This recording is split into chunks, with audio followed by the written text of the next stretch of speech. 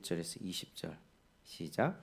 그때에 가이사 아구스도가 영을 내려 천하로 다 호적하라 하였으니 이 호적은 구레뇨가 수리아 총독이 되었을 때에 처음 한 것이라. 모든 사람이 호적하러 각각 고향으로 돌아가매 요셉도 다윗의 집 족속이므로 갈릴리 나사렛 동네에서 유대를 향하여 베들레헴이라 하는 다윗의 동네로 그 약혼한 마리아와 함께 호적하러 올라가니 마리아가 이미 잉태하였더라. 거기 있을 그때에 해산할 날이 차서 첫 아들을 낳아 강보로 싸서 구유에 뉘었으니 이는 여관에 있을 곳이 없음이러라. 그 지역의 목자들이 밤에 밖에서 자기 양떼를 지키더니 주의 사자가 곁에 서고 주의 영광이 그들을 두루 비추매 크게 무서워하는지라. 천사가 이르되 무서워하지 말라. 보라, 내가 온 백성에게 미칠 큰 기쁨의 좋은 소식을 너희에게 전하노라. 오늘 다윗의 동네에 너희를 위하여 구주가 나셨으니 곧 그리스도 주시니라. 너희가 가서 강보에 쌓여 구유에 뉘어 있는 아기를 보리니 이것이 너희에게 표적이니라 하더니 홀련히 수많은 천군이 그 천사와 함께 하나님을 찬송하여 이르되 지극히 높은 곳에서는 하나님께 영광이요 땅에서는 하나님이 기뻐하신 사람들 중에 평화로다 하니라. 천사들이 떠나 하늘로 올라가니 목자가 서로 말하되 이제 베들레헴으로 가서 주께서 우리에게 알리신 바 이 이루어진 일을 보자 하고 빨리 가서 마리아와 요셉과 구유에 누인 아기를 찾아서 보고 천사가 자기들에게 이 아기에 대하여 말한 것을 전하니 듣는 자가 다 목자들이 그들에게 말한 것들을 놀랍게 여기되 마리아는 이 모든 말을 마음에 새겨 생각하니라. 목자들은 자기들에게 이르던 바와 같이 듣고 본 그 모든 것으로 인하여 하나님께 영광을 돌리고 찬송하며 돌아가니라. 아멘. 자, 우리가 오늘 이제 누가복음 2장을 이렇게 살펴봅니다. 근데 우리가 1장 마지막에 80절에 보면 이 세례 요한에 대해서 말하고 있는데 아이가 자라며 심령이 강하여지며 이스라엘에게 나타나는 날까지 빈들에 있으니라. 그러니까 세례 요한은 엘리사벳과 사가랴에게서 태어난 아들이었습니다. 근데 예수님이 오시기 전에 먼저 태어나서 예수님이 오실 길을 준비했던 사람이 세례 요한이었는데 지금 세례 요한은 이스라엘 백성들 앞에서 활동하기까지 지금 준비되는 기간이었습니다. 광야에서 사막에서 준비되고 있었던 중이었습니다. 그런데 그때 온 세상의 역사를 뒤바꾸어 놓을 중대한 일이 일어났습니다. 여러분, 온 세상의 역사를 뒤바꿔 놓을 사건이 뭐라고 생각하십니까? 코로나 사건? 아니면 세계 제1, 2차 대전? 그런 전쟁들, 세계를 바꿀 만한 어떤 사건들이라고 또 생각할 수 있죠. 그런데 온 세상의 역사를 뒤바꿔 놓을 중대한 일, 바로 그것이 예수님의 탄생입니다. 오늘 그 예수님의 탄생에 관하여 우리가 살펴봅니다. 자, 우리가 1절에 보니까 당시 세계를 지배하던 로마의 황제가 온 제국의 그 넓은 땅덩어리에 살고 있던 백성들에게 호적하라는 명령을 내렸습니다. 호적은 이제 주민등록 등본 사업입니다. 그러니까 어느 동네에 누가 사는지를 정확하게 파악하는 거죠. 이것은 세금을 철저히 거두기 위한 명령이었습니다. 식민지의 그 나라들에게서 사람 수를 정확하게 세어서 세금을 정확하게 거두기 위한 명령이었죠. 자, 이 칙령에 따라서 첫 번째 호적은 수리아 총독 구레뇨가 다스리던 때에 실시가 되었습니다. 이때 모든 사람들이 황제가 명령을 하니까 모든 사람들이 자기가 살던 고향으로 돌아가고 있었죠. 요셉은 다윗 가문 출신이므로 그가 살았던 이 갈릴리 나사렛에서 다윗의 출신 성읍인 유대 베들레헴으로 이 정혼한 마리아와 함께 호적하기 위해 올라갔습니다. 그러니까 요셉이 자기의 출신 가문이 바로 다윗 가문입니다. 그래서 이 다윗의 고향인 베들레헴으로 돌아갔던 거죠. 이때 마리아는 성령으로 이미 뱃속에 예수님을 잉태하고 있었던 상황이었습니다. 근데 이들이 베들레헴에 머무는 동안에 해산할 기한이 차서 첫 번째 아들을 낳게 되는데, 그런데 여관에 자리가 없었어요.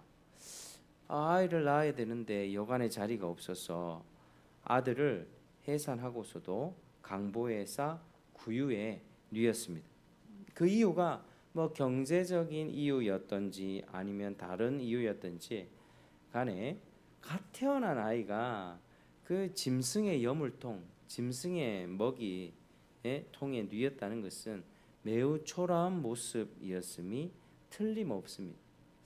우리도 이제 지금 또 우리가 아이들이 태어나면 병원이나 뭐 조산원이나 이런 데서 아이들이 태어나는데 그 병원이나 조산원이 아니라 그냥 어디 허름한 창고 같은 데서 태어났다고 생각해 보십시오. 아이가 집에 화장실에서 아이가 태어났다. 이런 참 초라한 모습 아니겠습니까? 예수님이 지금 탄생하신 상황이 굉장히 초라해 보입니다. 예수님은 하나님의 아들이신데 어떻게 이렇게 초라하게 태어나셨을까?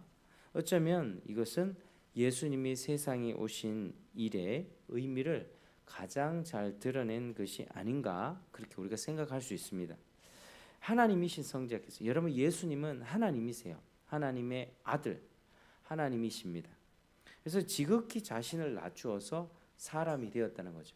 여러분 우리가 사람인데 내가 저기 지나가는 개미처럼 내가 변신했다, 이렇게 생각해 보면 우리가 엄청나게 하찮은 존재로 낮아진 거죠. 근데 이것보다 더 이 예수님께서는 그 하나님이신 그분이 인간이 되셨다는 것은 우리가 벌레가 된 것보다도 더 놀라운 일이었습니다. 더 낮아지게 된 것입니다. 그래서 예수님은 종의 모양을 하셨습니다. 종으로 그 하늘의 영광을 가지시고 하나님의 아들로서 또 하나님이신 그분께서 모든 능력과 권세를 가지고 세상을 다스리는데 세상의 왕인데 그분이 인간이 되셨다라고 하는 것은 정말로 종이 되셨다는 것입니다.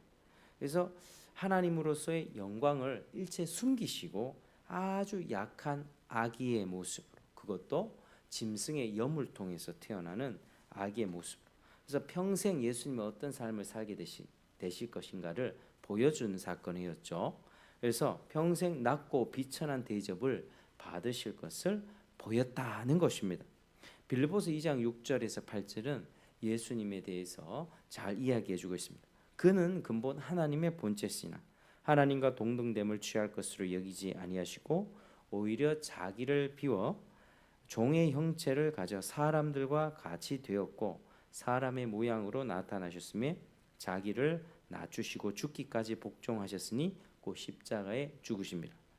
여러분 예수님은 탄생부터 굉장한 비천한 탄생이었습니다. 그리고 사람들을 살리기 위해서 본인이 희생하고 내어주고 섬기고 죽으려고 오신 것입니다. 태어나는 순간 죽기 위해서 오셨다는 것이죠.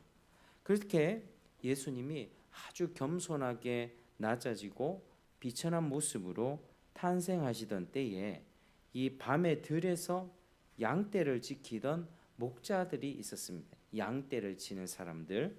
근데 이들에게 주의 천사들이 나타나는 거예요. 천사들이 나타나 곁에 서고 주의 영광이 막 그들에게 둘러 비치자 그들은 심히 두려워했습니다. 그래서 천사가 그들에게 두려워하지 말라. 내가 온 백성에게 이 말 큰 기쁨을 너희에게 전하노라 이런 말씀을 했던 것이죠. 그리고 이 기쁨은 어떤 기쁨이었습니까? 바로 오늘 다윗의 성읍에서 구주 곧 그리스도 메시아께서 나신 일이라고 그렇게 밝히 말해 주었습니다. 여러분, 예수님의 탄생은요 철저히 세상의 무관심 속에서 이루어졌습니다. 여관에 들 방조차 얻을 수 없을 만큼 철저히 무시받는 가운데 아주 초라하고 보잘것없는 모습으로 태어나셨습니다. 구유에 누인 이 아이에게 눈길 한 번 주는 사람이 없었습니다. 혹시나 스쳐가는 사람 중에서 관심을 가진 사람이 있었다 하더라도 이 마구간에서 짐을 풀 수밖에 없었던 이 가난한 목수의 아들로서 그저 불쌍한 생명이 탄생했구나 이렇게 잠깐 측은한 눈빛으로 봤을 것입니다. 그러나 세상은 이렇게 무지하고 무관심한 속에서 침묵했다 할지라도 하늘은 침묵할 수가 없었습니다. 왜냐하면 이 아이의 탄생이 너무나 중대한 사건이었기 때문입니다. 이 온 세상을 하늘과 땅을 뒤바꿔 놓을 위대한 인물의 탄생이었기 때문입니다. 이런 밤중에 들에서 밤을 새며 양떼를 지키던 목동들에게 이 주의 천사가 나타나고 그들 주위에 주님의 영광의 빛을 비추었습니다. 환한 빛이 비추어졌습니다. 세상에서 경험할 수 없는 아주 신비하고 찬란한 빛, 그 밝기와 영광이 세상을 초월한 하늘의 것이라 할 수밖에 없는 그 빛이 환하게 비춰졌습니다. 이 찬란한 빛은 이제 천사가 고할 놀라운 일의 영광을 나타내기 위한 것이었습니다. 그 영광 앞에서 목자들이 심히 두려워할 때에 이 천사가 선포했던 것이죠. 내가 너희에게 복된 소식을 온 백성에게 미칠 큰 기쁨을 전하노라 이렇게 말하고 있습니다. 우리 10절 같이 한번 읽겠습니다. 자, 10절. 자, 시작. 천사가 이르되 무서워하지 말라. 보라, 내가 온 백성에게 미칠 큰 기쁨의 좋은 소식을 너희에게 전하노라. 아멘. 자, 이 아이의 초라한 출생을 가리켜서 온 이스라엘 백성에게 미칠 큰 기쁨이다라고 했습니다. 왜냐하면 세상의 관심과 눈길을 전혀 끌지 못하는 이 아이가 실은 온 세상을 구원하는 구주시고 바로 옛 선지자들이 오시리라 예언했던 그리스도였기 때문입니다. 여러분, 인간의 범죄한 이후에 하나님이 사탄을 저주하시면서 여자의 후손이 와서 네 머리를 깨부실 것이다. 그의 메시아를 예언하셨거든요. 이 인간이 타락하여 죄를 짓고 지옥을 가게 되고 사탄에게 속아서 꾀임을 받아가지고 멸망길을 가게 되는 이런 비참한 가운데에서 인류를 구원할 그 메시아, 바로 여인의 후손 중에서 메시아가 나서 모든 사탄의 죄와 사망의 권세를 깨부술 것이다 예언하셨는데, 그리고 이 약속을 믿은 이 이스라엘이 소망 중에 바라고 기다려왔던 그 메시아가 바로 예수님이셨습니다. 여러분, 예수님의 탄생은요 그냥 우연적으로 딱 태어난 게 절대로 아닙니다.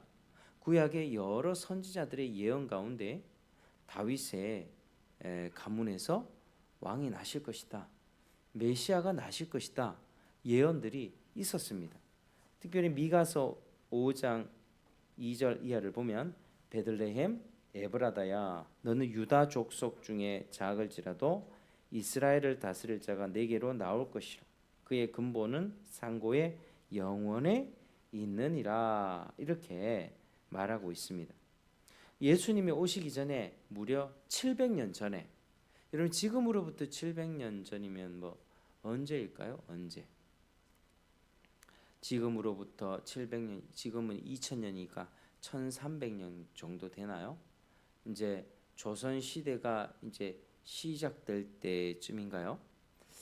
여러분, 그러니까 정말로 오래 전에 미가 선지자가 이 메시아가 날 건데 베들레헴으로 태어날 것이다.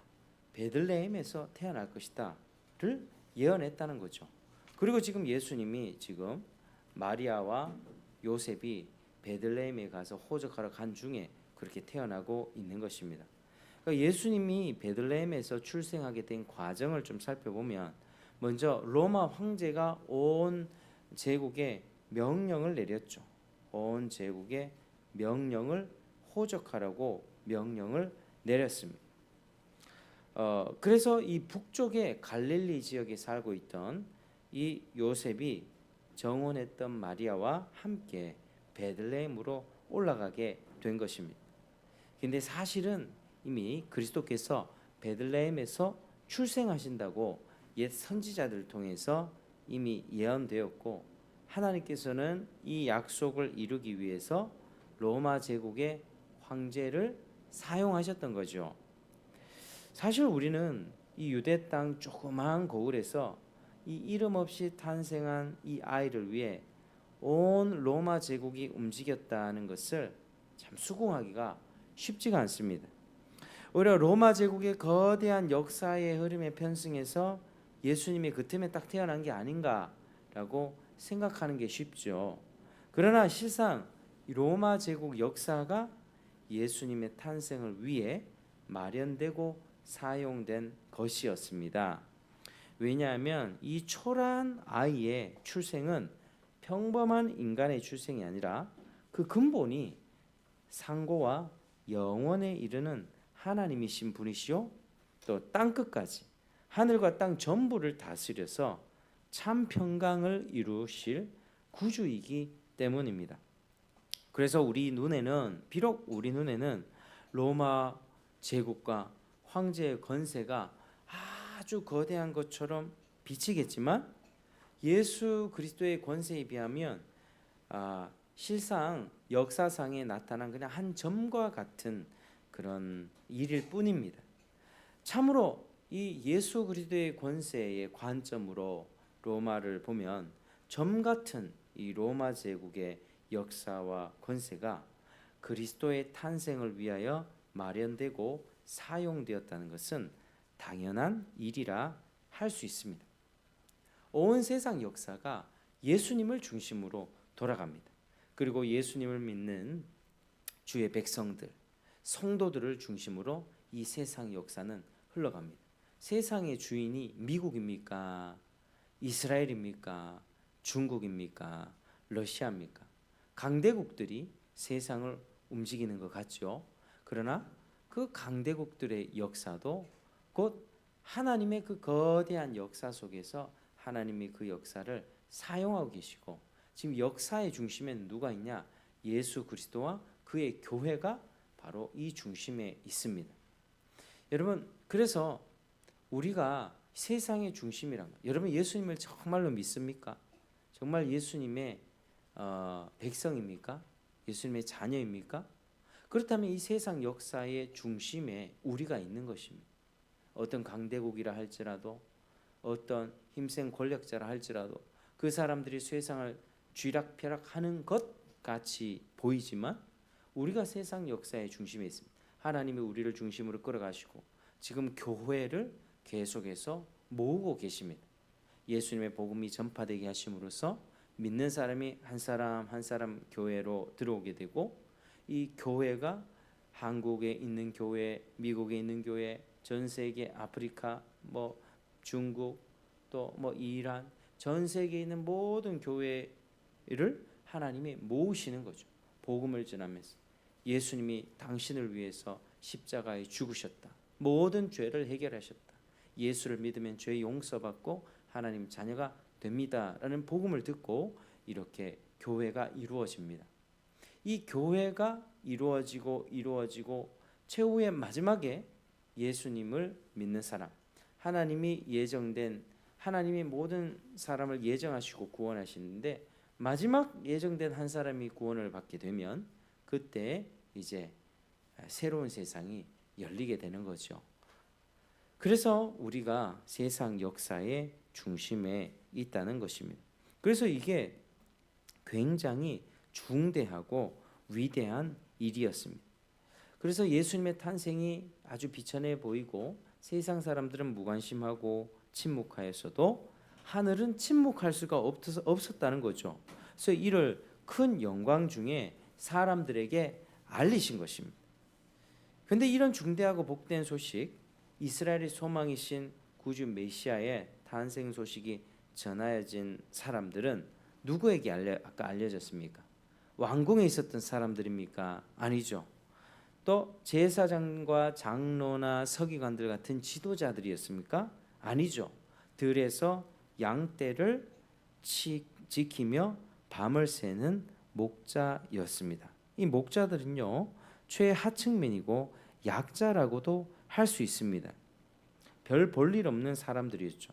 사회에서 이리저리 밀려다니다가 결국 양치기로 전락한 자들, 사람들에게 도둑 취급받으면서 멸시받던 목동들이었습니다. 그래서 하늘의 천사가 온 인류를 위해 나신 구주의 탄생을 영광 중에 알리면서 왜 하필이면 이처럼 낮고 천하고 쓸데없어 보이는 인생들에게 전하였을까? 우리가 생각해 볼 필요가 있습니다. 왜 하나님은 이 예수님의 탄생 소식을 저 높이 있는 사람들, 고위 관리들, 왕궁에 있는 사람들에게, 지도자들에게 알리지 않고 왜 목자들에게 먼저 영광 가운데 알리셨을까? 가장 낮은 하층민이었다고 했잖아요. 그래서 이 영광스러운 구원이 바로 그런 자들을 위한 것이었기 때문입니다. 구주께서는 세상의 의롭고 높은 자들을 위해 오신 것이 아니라 이런 비참한 자들, 절망 가운데서 소망 없이 살아가는 자들을 위해서 오셨습니다. 예수님이 이와 같이 세상 가운데 절망적인 비참과 가난 속에서 울부짖는 자들에게 큰 기쁨을 주시기 위해서 오셨던 것입니다.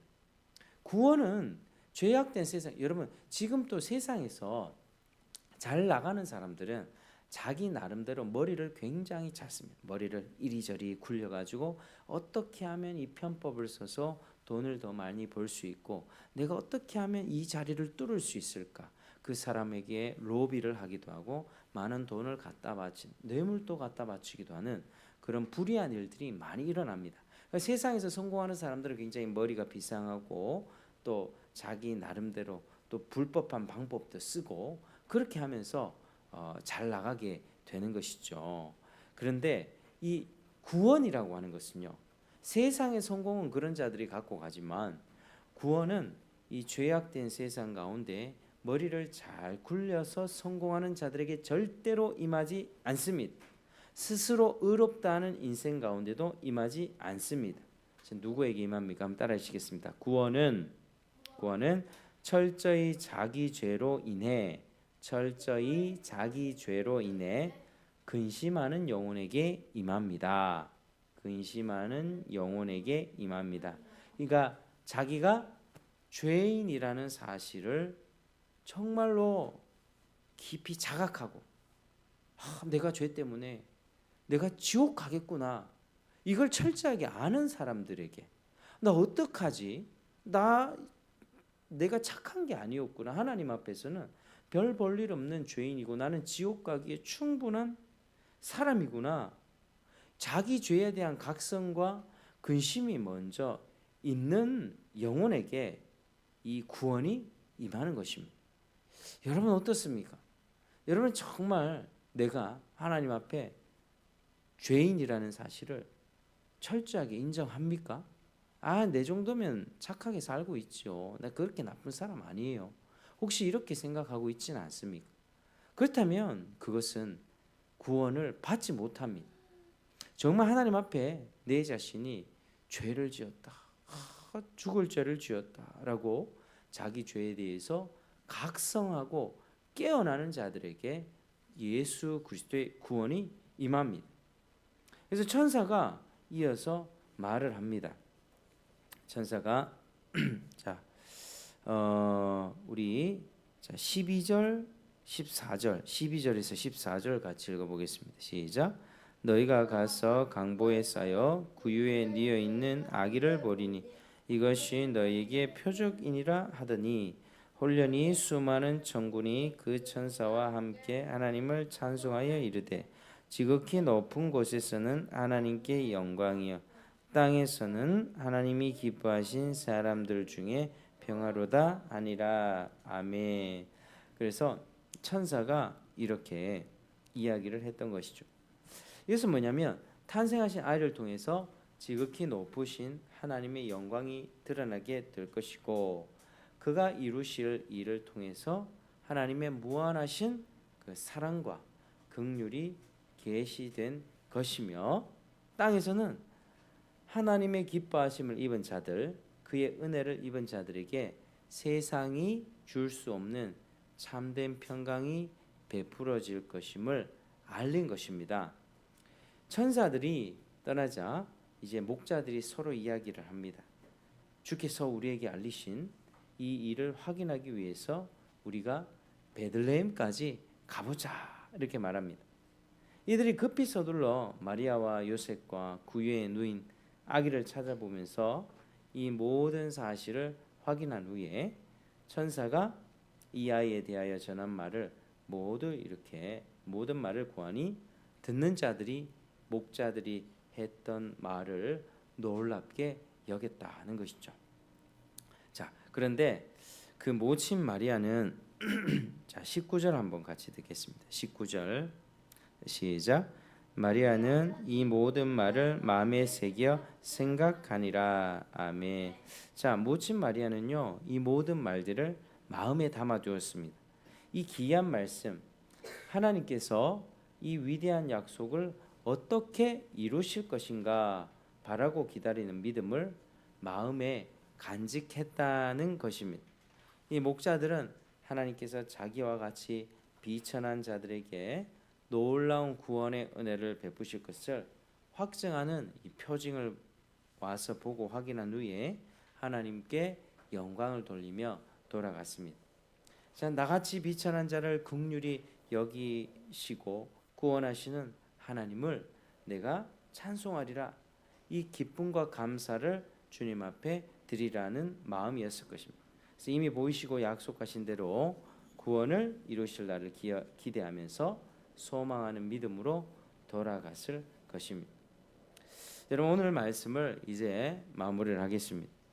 우리 구주께서는 아주 겸손하게 오셨습니다. 죽으러 오셨다니까요. 그분은 높아지려고 오신 것이 아니라 낮아지려 오셨고 죽임당하러 오셨습니다. 그리고 그 소식은 낮고 비천한 자들에게 계시가 되었죠. 하나님이 하시는 일이 그렇습니다.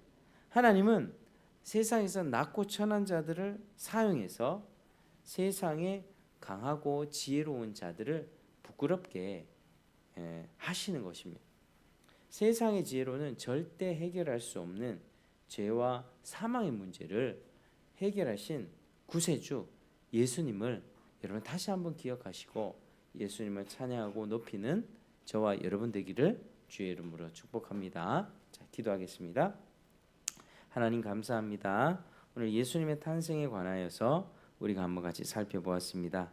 주님 함께 하시고 또 우리에게 복을 내려주시고 우리 주님께서는 낮고 비천한 자들을 구원하기를 기뻐하시고 그들을 통하여 세상의 강한 자들을 부끄럽게 여기신다는 것을 또한 배웠습니다.